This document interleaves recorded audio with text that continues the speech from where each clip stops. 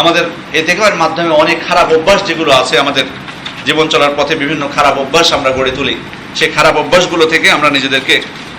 এই অভ্যাসগুলো ছাড়ার ক্ষেত্রে সহায়ক ভূমিকা হতে পারে। আমি যদিও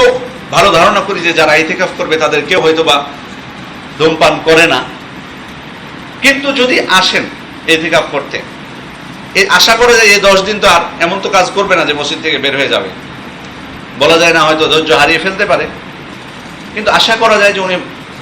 ধৈর্য ধরে থাকবেন 10 দিন। গান শোনার খারাপ অভ্যাস কারো থাকতে পারে, ফোনে পর্নোগ্রাফি দেখা থেকে শুরু করে আরো যে বিষয়ে, সিরিয়াল, বিশেষ করে আমাদের অনেকের এটা নেশা, মানে পর্নোগ্রাফি দেখে না ঠিক, কিন্তু দেখবেন অনেকে আছে ইন্ডিয়ান সিরিয়ালগুলো বসে দেখে, কোনো ক্লান্ত হয় না, দেখতেই থাকে, একটার পর একটা আসতে থাকে আর দেখতেই থাকে, 3 ঘন্টা 4 ঘন্টা 5 ঘন্টা 6 ঘন্টা। এরকম বদভ্যাস, খারাপ অভ্যাস যদি কারো থাকে,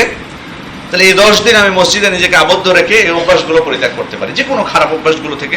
আমি নিজেকে রক্ষা করতে পারি।